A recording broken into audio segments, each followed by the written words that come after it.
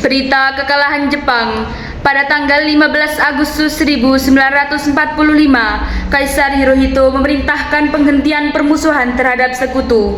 Setelah sebelumnya, yaitu pada tanggal 14 Agustus 1945, sekutu menjatuhkan bom atom di kota Hiroshima dan Nagasaki. Berita tentang gencatan senjata yang dilakukan oleh Jepang ini disiarkan di radio Jepang dari Tokyo. Ternyata siaran tersebut tertangkap di Indonesia dan Sultan Syahrir mendengarnya. Selamat pagi pendengar setia. Kembali lagi di siaran radio. Berita utama tentang Jepang menjatuhkan bom atom di kota Hiroshima dan Nagasaki.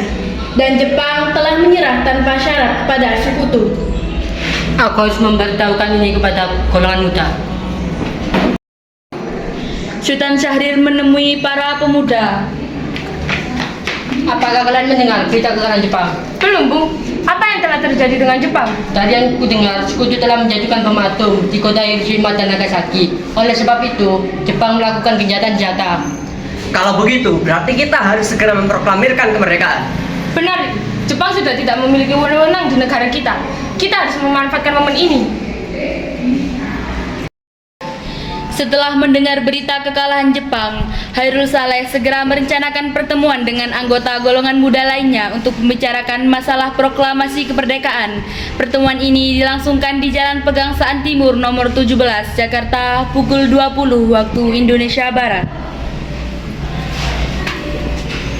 Wahai teman-teman sekalian, sudahkah kalian mendengar berita tentang kekalahan Jepang? Belum, kawan. Dari mana engkau tahu tentang itu? Barusan saya dan Sekarni berkumpul dengan Syahrir. Ia mendengar siaran radio Jepang yang mengumumkan berita tentang gencatan senjata itu. Berarti negeri kita sekarang dalam kondisi vacuum of power. Benar, demikian saya mengumpulkan kalian semua di sini untuk membicarakan masalah itu. Kita harus memanfaatkan situasi ini untuk memproklamirkan kemerdekaan. Tepat sekali. Kalau begitu kita harus membagi tugas. Bikana dan Hairul, kalian harus pergi ke kediaman Soekarno untuk menyampaikan kabar ini. Saya dan Bung Darwis akan memerintahkan anggota pemuda lainnya untuk merebut kekuasaan dari Jepang.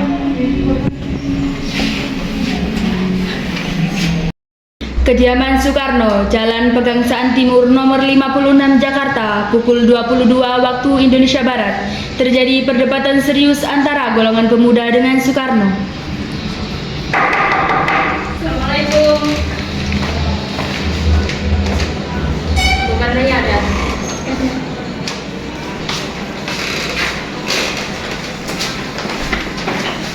Mengapa kalian datang kemari? Tapi Bung, apakah kita harus menunggu janji Jepang untuk memerdekakan bangsa ini? Kita bisa Bung, kita harus bangkit dan memproklamirkan kemerdekaan kita sendiri.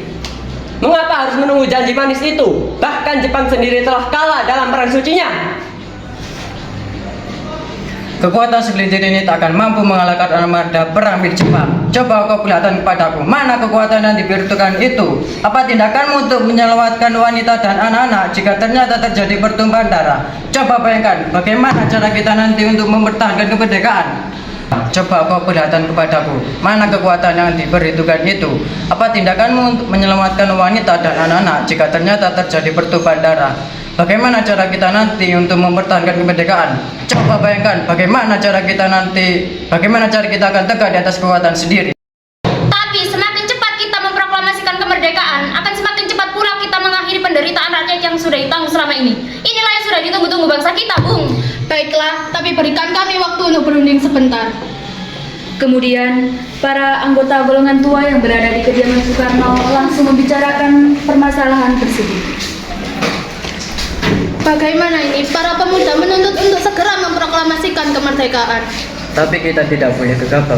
Kita perlu waktu untuk menyediakan semuanya dengan matang, agar tidak terjadi sesuatu yang tidak diinginkan. Saya setuju. Menurut saya, yang terpenting sekarang adalah menghadapi sekutu yang hendak berkuasa kembali di negeri ini. Selain itu, masalah kemerdekaan sebaiknya dibicarakan lagi dalam sidang PPKI 18 Agustus mendatang. Lalu, bagaimana dengan pendapat golongan muda? Apa kita abaikan saja? Ya, lagi pula mereka masih muda. Pemikiran mereka terlalu pendek. Kita harus melihat ke depan, mempersiapkannya dengan matang. Kalau tidak, bagaimana nanti jika semuanya berantakan? Baiklah, Bung. Berarti kita semua sudah sepakat.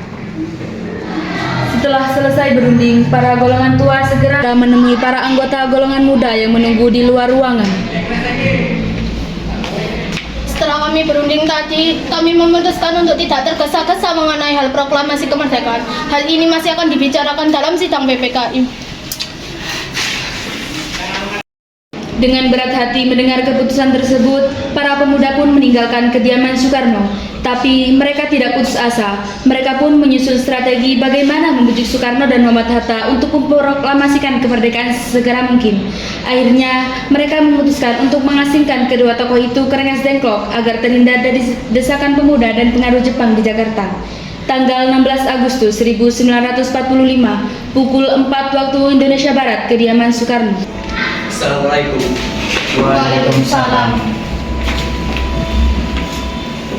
Ada apa saudara datang sepagi ini? Kami bermaksud membawa Anda dan Soekarno untuk ikut kami menuju tempat pengasingan. Tempat pengasingan, apa yang saudara maksudkan?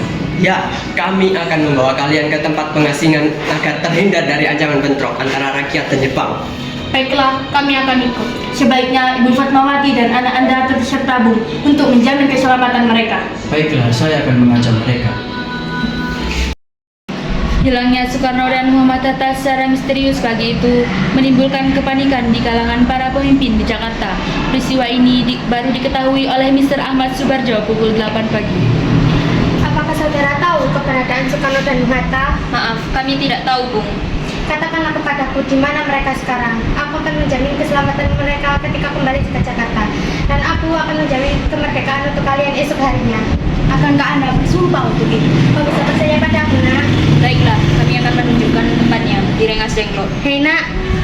Maaf, saya Pak. Iya, tolong antarkan kami ke Rengas Dengklok. Kalau begitu, mari.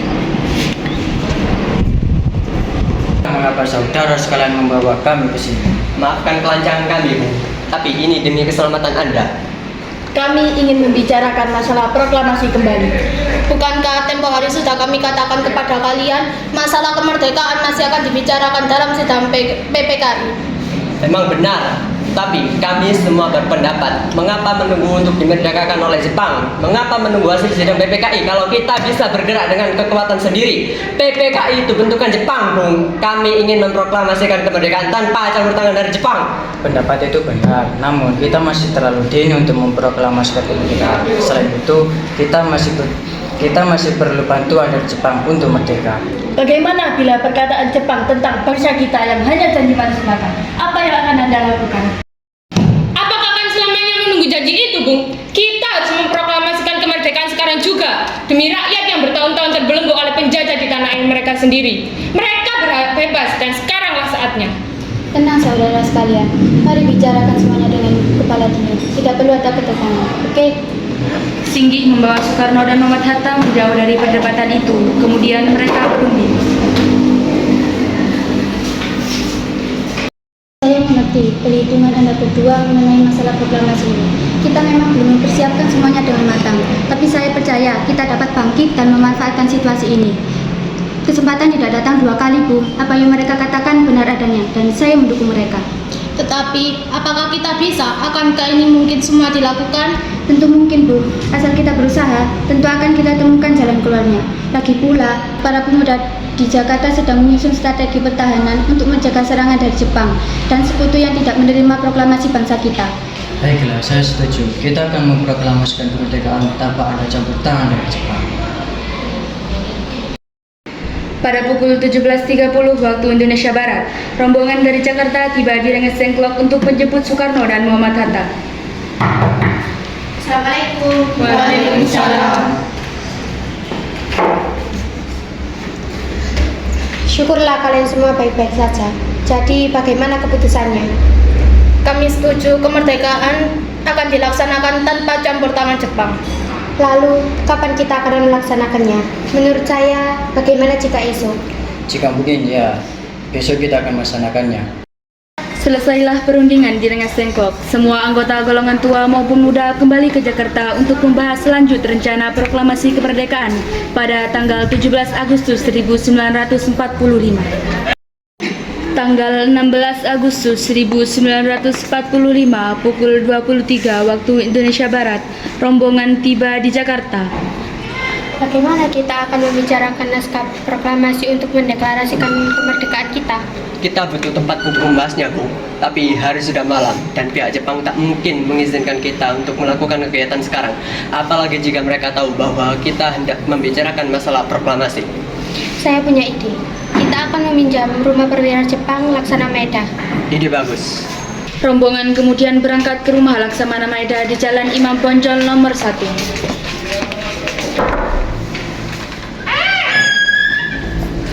Wayasumi nasai desu kano? Konyawa go mewa wa okakishite mo ishiwaki arimase. Ashita okonaware rodakuritsu ritsue te hanashi o kasokahitsu yo desu. それは本当ですかで、はてこの西は来て嬉しいです。私は先に休むから。ありがとうといと。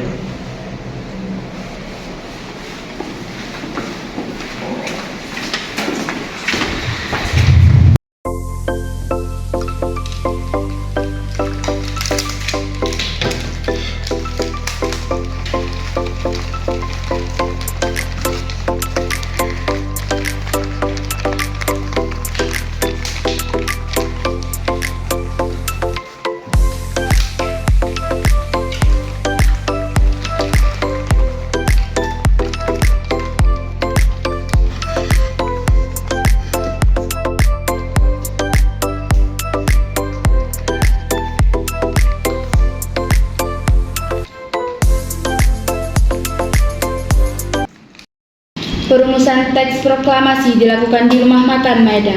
3 eksponen pemuda yaitu Sukarni, Sudiro, dan PM Diah menyaksikan Soekarno, Muhammad Hatta, dan Mr. Ahmad Suparjo membahas perumusan naskah proklamasi. Acara perumusan naskah proklamasi berjalan lancar. Tidak ditemukan kesulitan untuk menemukan rumusan yang tepat. Sebagai hasil pembicaraan mereka bertiga, diperolehlah rumusan yang ditulis tangan oleh Soekarno. Pada tanggal 17 Agustus 1945 pukul 4 waktu Indonesia Barat, dibacakanlah rumusan naskah proklamasi untuk yang pertama kalinya di depan para hadirin yang berada di Rumah Makan Maeda, yang langsung disetujui. Namun kemudian timbullah persoalan tentang siapa saja yang akan menandatangani naskah proklamasi.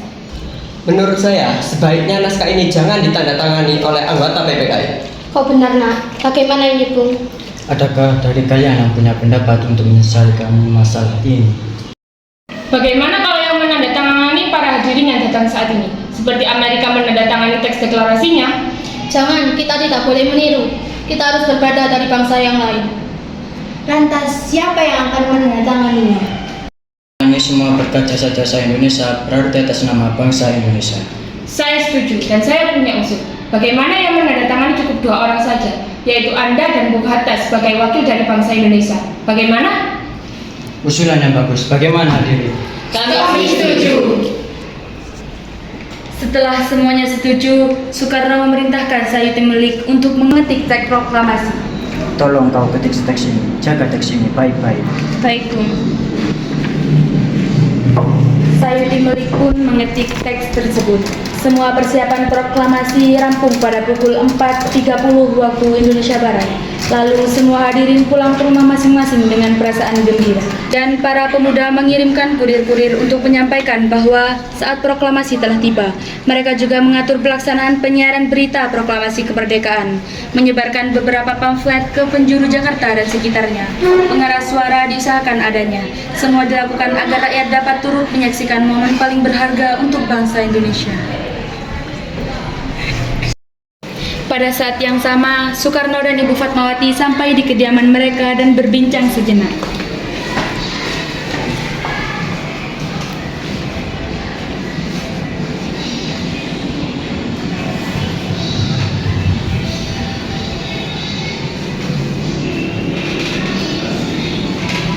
Jadi, bagaimana Pak hasilnya? Alhamdulillah, semuanya berjalan dengan lancar. Terima kasih Ibu telah menemani Bapak di saat-saat banyak yang menguras pikiran ini. Iya, terima kasih Gusti Allah telah memberikan jalan kepada bangsa kita untuk memproklamasikan kemerdekaan. Oh iya Pak, apakah kalian sudah merencanakan bagaimana proklamasi besok akan berlangsung? Sudah, nanti akan dilaksanakan upacara bendera yang akan diiringi lagu Indonesia Raya karya Bung Supratman. Bukankah kita belum punya bendera Pak? Lantas bagaimana? Oh iya, Bapak sampai lupa. Bagaimana jika Ibu saja yang menjahitkan benderanya? Tapi ibu tidak punya kain, Pak. Kain yang ada hanya warna merah dan putih. Apa tidak apa-apa? Tentu saja, buatlah bendera yang sederhana. Yang penting kita sudah berusaha untuk menyediakannya. Baiklah, Pak. Dan ibu punya ide. Bagaimana kita namakan benderanya Sangsaka Merah Putih? Ide yang bagus. Ya, Sangsaka Merah Putih. Brilian. Ya sudah, Bapak bersiap sana menyiapkan pidato yang nanti akan Bapak bacakan. Saat sebelum upacara dimulai, Trimurti, tolong Anda kibarkan bendera merah putih ini sebagai tanda awal kejayaan bangsa kita. Siap, Bung. Saya akan menyuruh anak didik saya untuk mengibarkannya. Hei kalian, jaga baik-baik bendera ini. Kalian mendapat kehormatan untuk mengibarkan bendera ini untuk pertama kalinya dalam sejarah Indonesia. Siap, Komandan. Kami tak akan mengecewakan Anda. tiba saatnya upacara proklamasi kemerdekaan Indonesia. Tokoh-tokoh pejuang Indonesia telah hadir di lokasi. Di antaranya yaitu Mr. A.A. Maramis, Hos Cokro Aminoto, Oto Iskandar Dinata, Ki Hajar Dewantoro, M. Tabrani. Suasana menjadi sangat hening. Soekarno dan Hatta dipersilakan maju beberapa langkah dari tempatnya semula. Soekarno mendekati mikrofon. Dengan suaranya yang lantang dan mantap, Soekarno pun membacakan pidato pendahuluan sebelum beliau membacakan teks proklamasi. Saudara-saudara sekalian, saya meminta saudara hadir di sini untuk menyaksikan peristiwa maha penting dalam sejarah kita. Berpuluh-puluh tahun kita bangsa Indonesia berjuang untuk merdeka. Bahkan telah beratus-ratus tahun lamanya. Gelombang asik kita tidak putus dalam berjuang memerdekakan negeri ini. Kita jatuh, bangun, menyusun kekuatan, menggapai cita-cita bangsa Indonesia bebas dari penjajah bangsa lain. Semalam, kami, para pemuka-pemuka rakyat Indonesia dari berbagai penjuru bergabung memusyawarah, dan permusyawaratan itu seias kata. Ini saatnya bagi kita untuk mengobarkan api revolusi kemerdekaan. Dengan ini, kami menyatakan kebulatan tekad itu. Dengarkan proklamasi kami.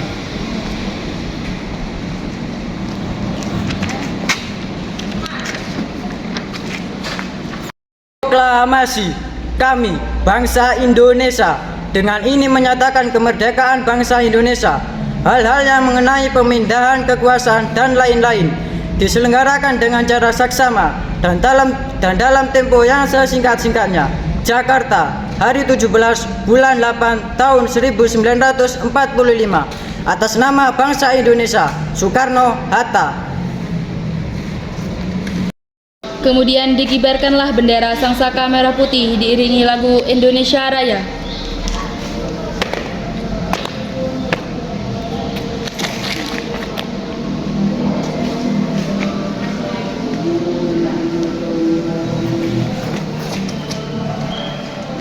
Hormat, gerak.